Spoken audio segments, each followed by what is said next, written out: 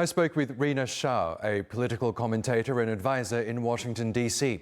I asked her who stands to benefit the most from Trump's big, beautiful bill. What I see here is a risky bet. Adding $4 trillion to a $36 trillion debt is a very bold move. And Republicans have often criticized debt hikes, but what this bill does is assumes growth will outpace shortfall. And also, growth isn't guaranteed. The Congressional Budget Office is doubting that the tax cuts are going to pay for themselves. And inflation or market shocks could also make borrowing costlier. And what that does is really squeezes future budgets. So priorities matter here. And if growth delivers, it could really fund prosperity. That is the good scenario. And that's what, of course, President Trump and Republicans around him who support him are betting on.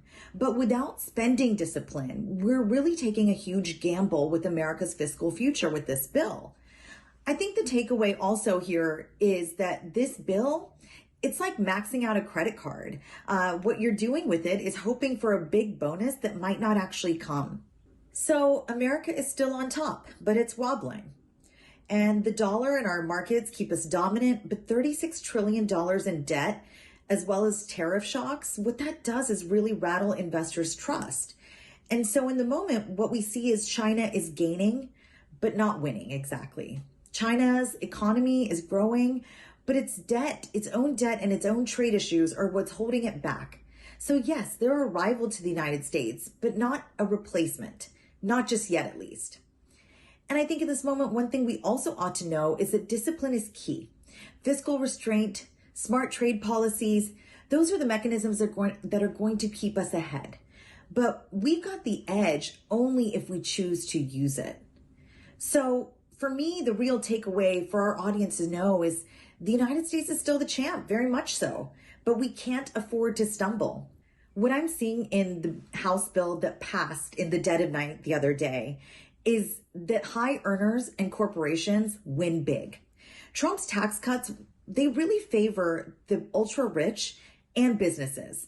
And with that heavy favor, what they're doing is slashing corporate tax rates and top brackets taxes. And what that ultimately does is boost profits and investments for the elite. So workers are getting a nod here, but it's very limited. Tax relief for tips and overtime, what that does is help service workers and blue collar families, but the benefits are small compared to the windfall for the top 1% of Americans. What we saw in this bill also is the vulnerable among us here in America losing out. Cuts to Medicaid and to food programs really hit low-income Americans the hardest. And what that does is tightens belts for those who are already struggling. This bill is like a banquet for the rich.